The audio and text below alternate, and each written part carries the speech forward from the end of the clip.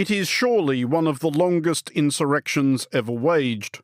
The Kurdistan Workers Party, the PKK, went to war with Turkey on August 15, 1984, raiding 2 police stations in the east of the country. It was the beginning of an underreported and ultimately unsuccessful struggle for a Kurdish homeland that left at least 40,000 people dead and had a lastingly brutalizing effect on Kurds and Turks alike. And this week, it ended. The PKK announced that they had, quote, brought the Kurdish struggle to the point of resolution through democratic politics, thus completing the PKK's historical mission, and they were therefore downing arms and disbanding. This wasn't a total surprise. Earlier this year, the PKK's founder and leader, Abdullah Öcalan, called for such a move from the tiny prison island of Imrali, where he has been held since being abducted from Nairobi by Turkish intelligence in 1999. For the first decade or so of his time there, Öcalan was the island's only prisoner. Though he wasn't exactly alone, hundreds of Turkish guards were deployed to ensure that he stayed there. But the move is significant, and not only for the Kurds of Turkey, but for their fellow Kurds in Syria, Iraq and Iran. After decades of struggle of varying intensity in all of those countries, the 35 million or so Kurds remain the world's largest stateless nation. Why has the PKK called it off? Is it a surrender to Turkey, or perhaps the beginning of a fairer settlement with Turkey?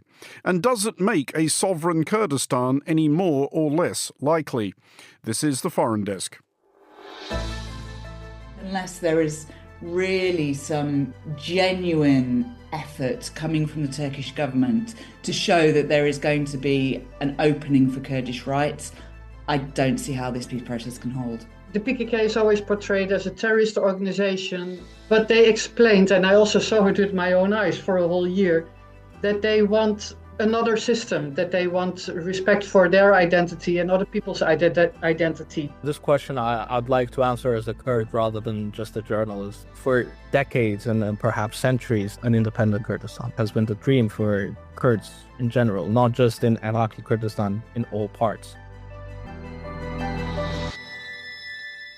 You're listening to The Foreign Desk with me, Andrew Muller, and I'm joined first of all by Hannah Lucinda Smith, Monocle's Istanbul correspondent.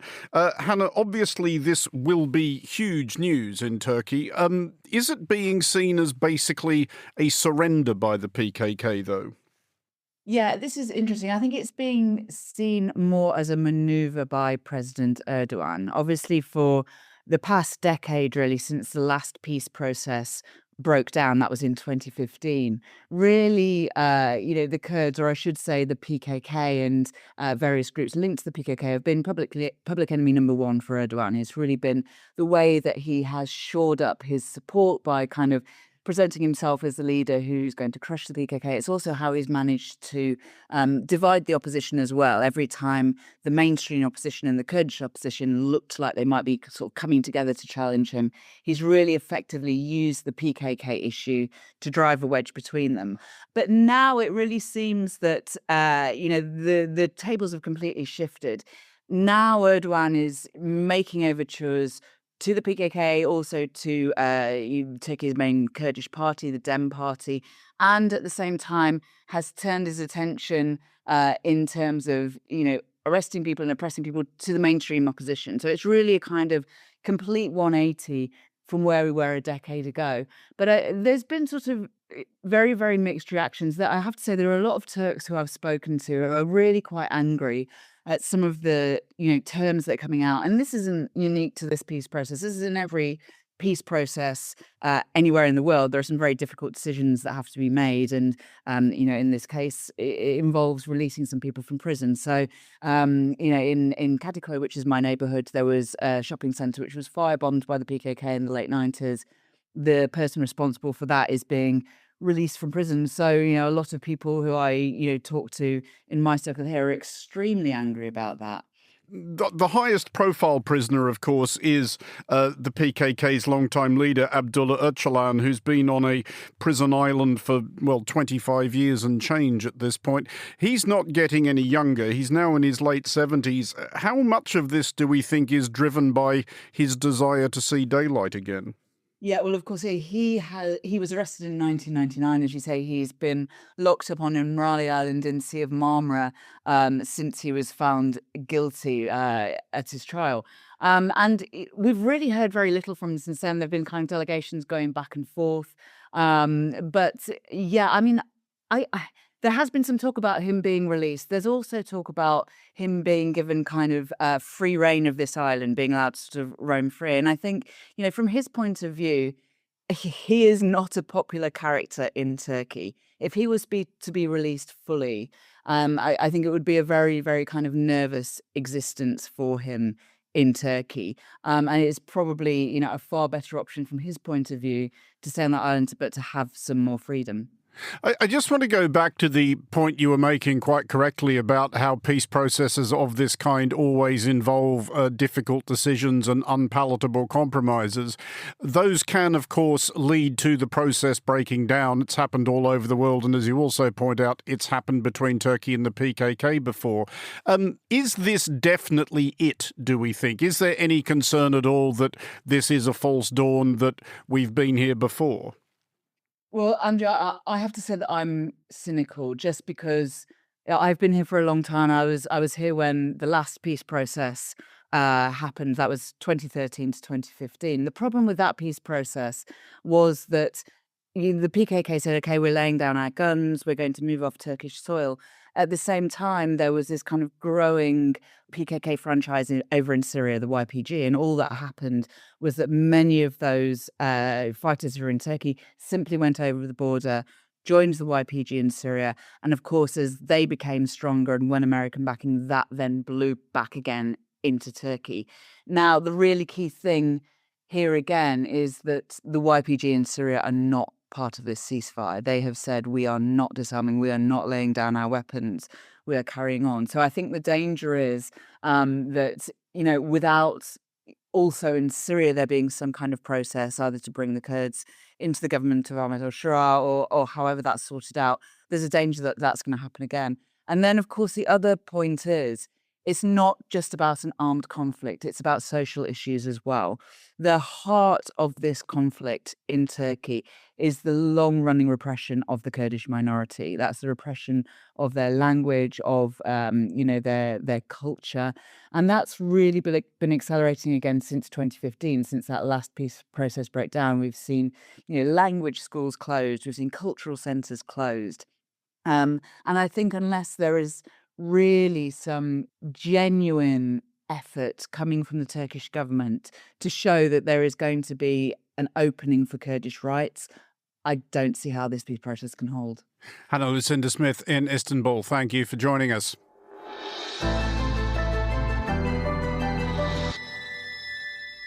You're listening to The Foreign Desk with me, Andrew Muller.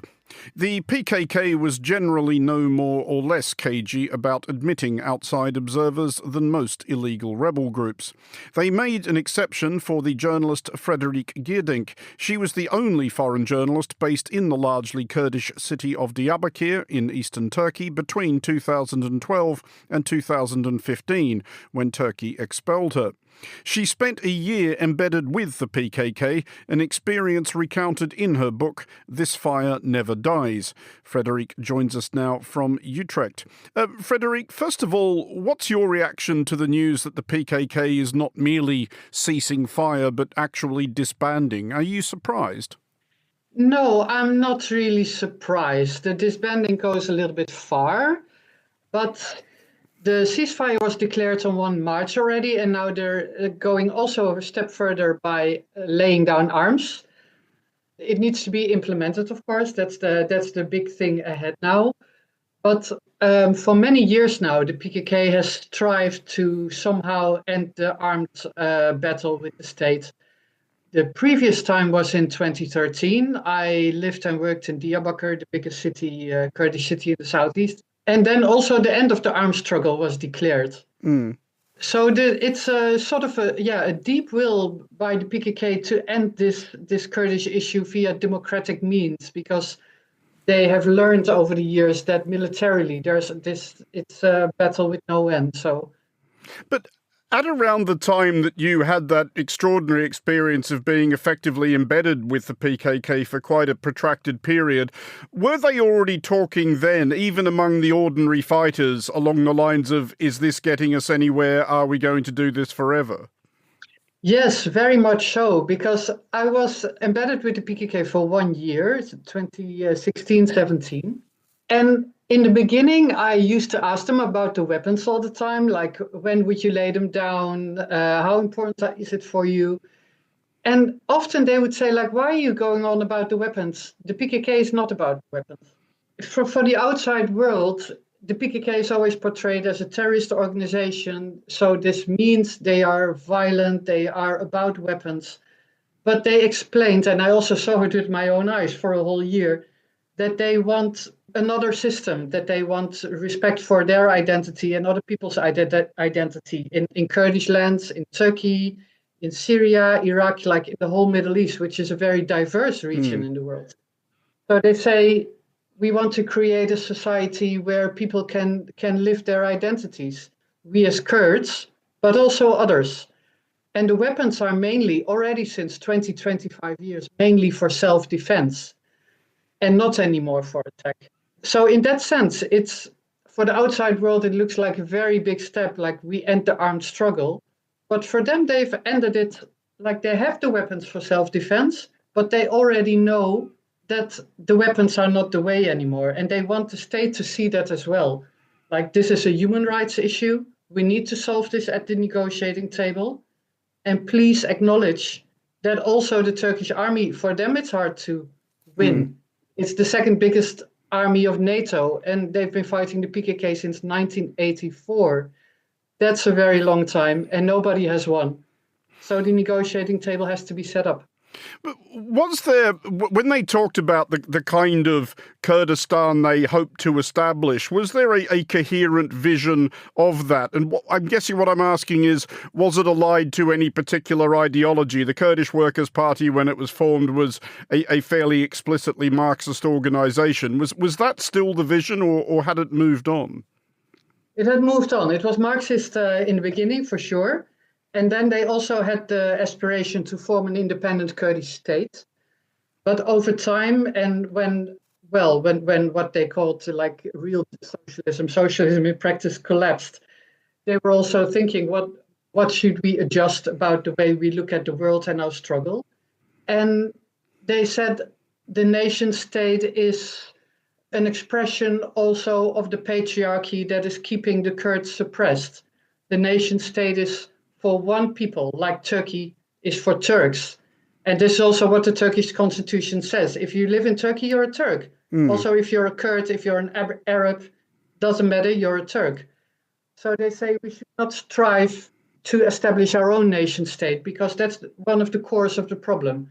So we should try to think of a system that is very decentralized and give local communities power over their own lives and their own environment.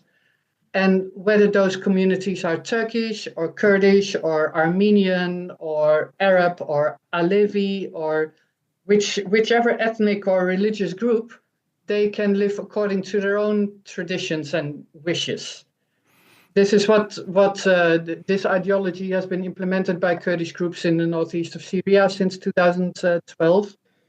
So decentralization and local self-governance has been the goal ever since. I just want to pick up on that aspect you mentioned there of a resistance to a patriarchal system, because it is a recurring theme of your book, and it's been a recurring theme of a lot of the coverage of Kurdish militias in the last few years, some of it tending towards getting a bit weird and fetishizing, but they did have a large number of women under arms serving with various Kurdish militias. And there does seem to be, in your own reporting and others, a very strong feminist influence in Kurdish thinking. Did you ever figure out where that came from? Because it would strike, I think, most people as quite unusual in the context of the wider Middle East. Yeah, that's also, of course, the way we in the West tend to look at the Middle East. Indeed. Because the feminism I've seen there is much deeper, much more profound than the general feminism that we see in Western countries. They say this is a society more centered around community and caring about each other. There's a lot of education in the PKK. One of the things that you need to do when you become a member of the PKK is to reflect on how patriarchy has influenced you. So women do that. How have I been suppressed by patriarchal structures? But men do that too. How was I, especially in Kurdish society with tribes where men are very important, and to try to reflect on that and to break those structures down so you can invest in a society that is centered around community. And they find that core feminine principles. So that's why they say they don't really use the word feminist because it has such wide Western connotations, but matriarchal centered society. Just finally then, if you think back to those fighters you met during your period with the PKK, and I'm sure it's a broad and diverse organisation and there will be many different opinions within it, but do you think they will be broadly disappointed, happy, what, about the news that it really is all over? There is an excitement about it, but like I said in the beginning, now implementation has to come. So I think the PKK is also doing this to force a way to the negotiating table, to say we are willing to even dissolve ourselves and to declare the end of the armed struggle. So what is the state going to do now? And they want their imprisoned leader Öcalan to be involved more than he is now because he's in prison and it's hard to get access to him. But the state needs to... The state frames this as a terror-free Turkey, which is something else than a democratic Turkey. You know what I mean? So it's like they have different approaches. And they are calling also on civil society, on academics, on women's and youth organizations, ecological organizations to contribute by pushing the state to democratize.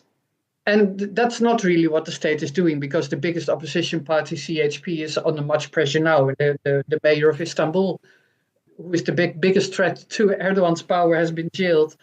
But so they're calling on civil society to also increase the pressure on the state to solve the Kurdish issue. And not because for the state, a terror-free Turkey is sort of like there's no resistance anymore. While for the Kurdish movement, it means justice and equality. So they want civil society to gather behind justice as well and push the government to now take a step because the PKK has opened the road to talk. That was the journalist Fredrik Geerdink, author of This Fire Never Dies. Thank you for joining us. This is The Foreign Desk.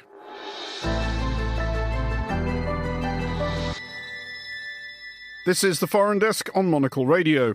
At last month's Delphi Economic Forum, The Foreign Desk spoke to Kubad Talabani, Deputy Prime Minister of the Kurdistan Regional Government, or KRG, in Iraq.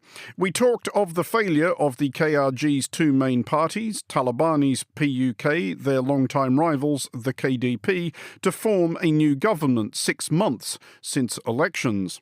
Another month later, they still haven't. I began by asking whether the PUK and the KDP were spooked by the 15% of the vote won by a newish party, New Generation, and whether this signalled a weariness among Iraqi Kurds with the PUK and the KDP, often seen as a family feud between the Talabanis and the Birzanis.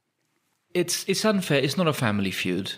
We have two parties that have institutions, they have organizations, they have different policies, they have histories that have been positive and negative. And since 2009, there has been a very large base, the voter base that has voted for another party. We had the change movement that actually beat the PUK in elections in 2009 and 2013. So having an opposition vote is not new for Kurdistan, and it's certainly not new for a city like Slemania that has a lot of political freedoms that allows people to express their disapproval. And so I think it's healthy to have this pressure. It's healthy to get into a state of being complacent. I think we saw it. We saw the PUK vote increase, and the PUK's share of the overall vote increase significantly, and our gap between the PUK and the new generation increased also. So I think there is, while we're happy that there is in general an opposition movement, I think people realize that power needs to be in the hands of those who have the largest base in Kurdistan, and that's the KDP and PUK. That was Kubad Talabani, Deputy Prime Minister of the Kurdish Regional Government in Iraq, speaking to us at last month's Delphi Economic Forum.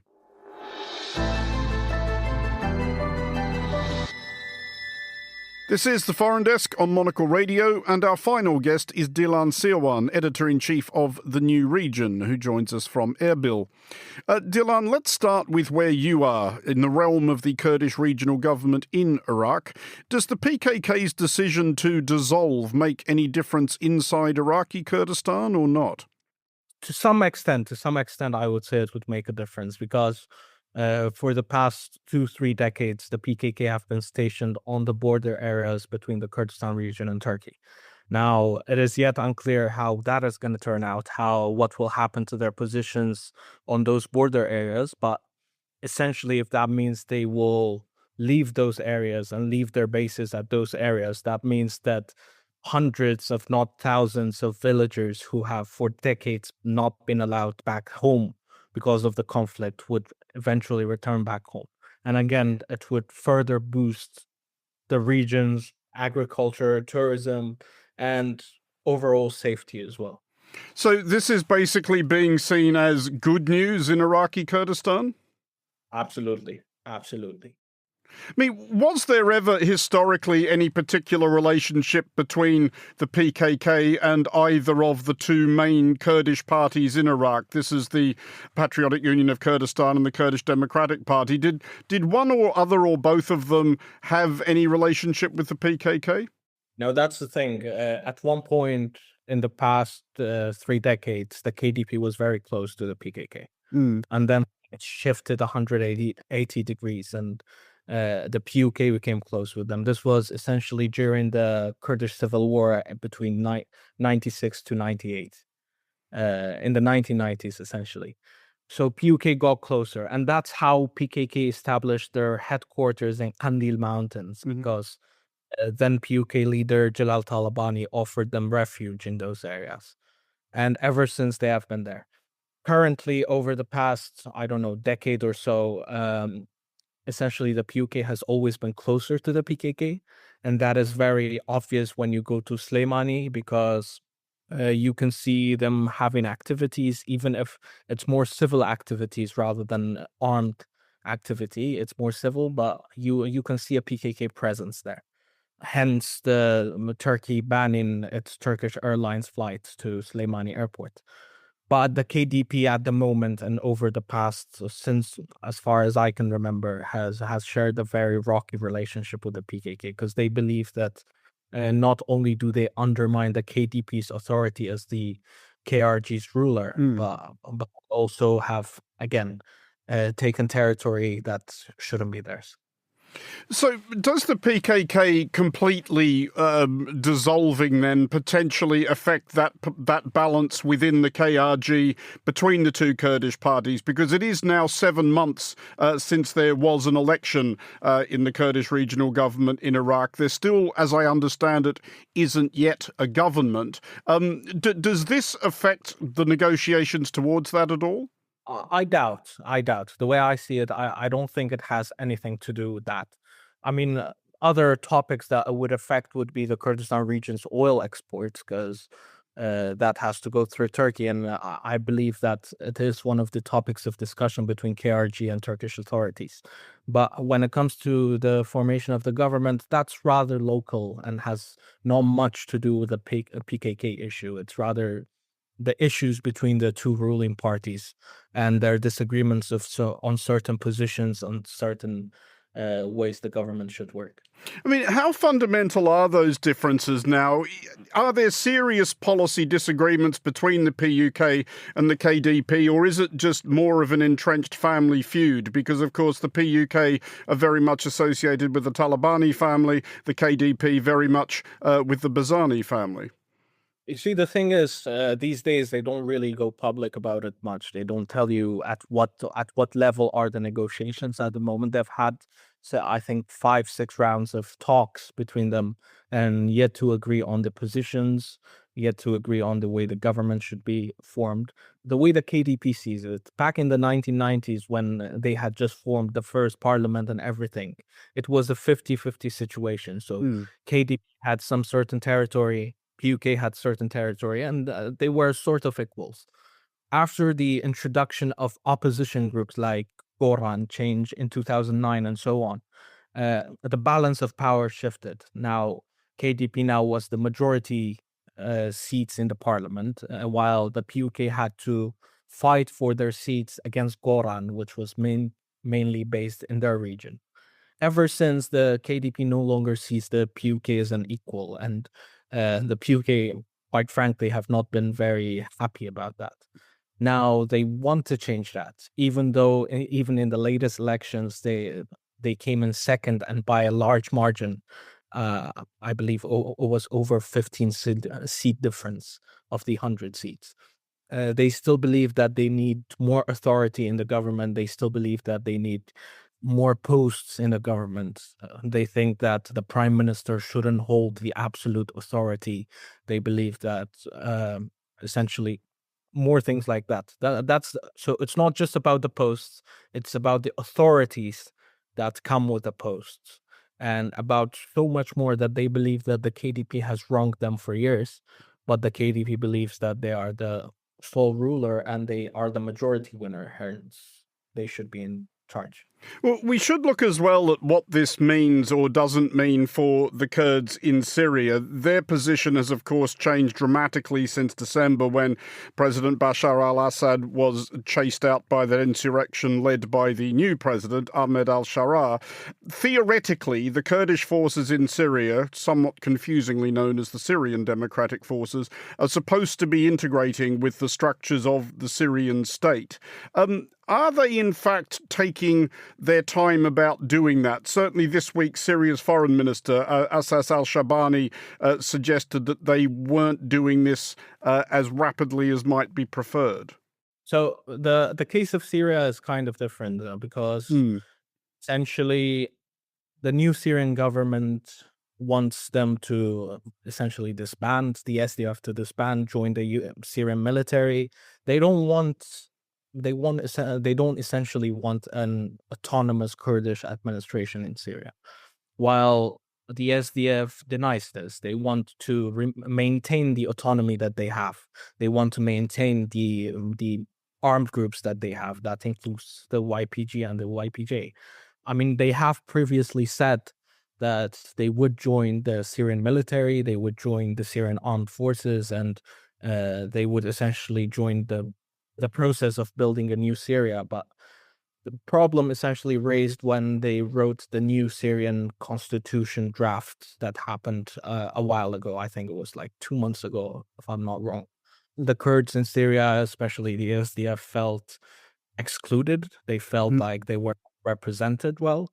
And I think that's when all that process and all that effort that had been done over the past few months just faded away, and it didn't exist anymore. Do you think they're looking for something maybe similar to what the Kurds have in Iraq, i.e. an autonomous region where they're more or less in control, especially as in Syria, as in Iraq, the bit they have is the one with lots of oil and gas fields in it? You see, that's not the discourse they engage in publicly. That's not That's not essentially what Muslim Abdi or even the Syrian administration says, but deep down, and me being a Kurd myself, I know that they actually want autonomy, because what they have gained since ISIS took over is now they have control of majority of Syria's oil, and they have good support from essentially the US as well. So I feel like it would be hard for the SDF to just let go of that so easily. An example of the Kurdistan region of Iraq would be a good example for them, as we saw that Mazlum Abdi personally came to the Kurdistan region to consult with the leaders of the region on how to do things, to take an example from their experience. So I do believe essentially if given the chance, that's what the Kurds want in Syria. Well, we should then finish with the big question. It is 8 years since your fellow Iraqi Kurds voted 93% yes in a referendum on full independence, becoming a sovereign state. And obviously that would just have been Iraqi Kurdistan. That would have not have taken in those other Kurdish regions in Turkey and Syria. Is that idea still one that has much place in the Kurdish imagination, the idea of an independent sovereign Kurdistan? You see, this time, this question I'd like to answer as a Kurd rather than just a journalist. Please. For decades and perhaps centuries, that has been the dream for Kurds in general, not just in Iraqi Kurdistan, in all parts, essentially in Iran, Syria, Turkey.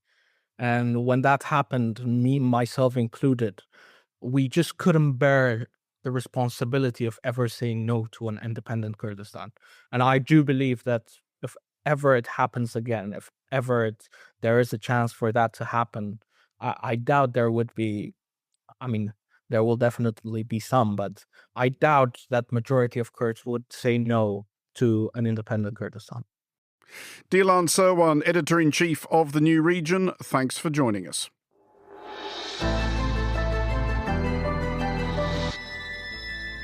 That's it for this episode of The Foreign Desk. We'll be back next week, and look out for The Foreign Desk Explainer, available every Wednesday. The Foreign Desk was produced by Anita Riota and Lily Austin. Lily also produces The Foreign Desk Explainer. To contact the Foreign Desk team, you can email Anita at aer@monocle.com.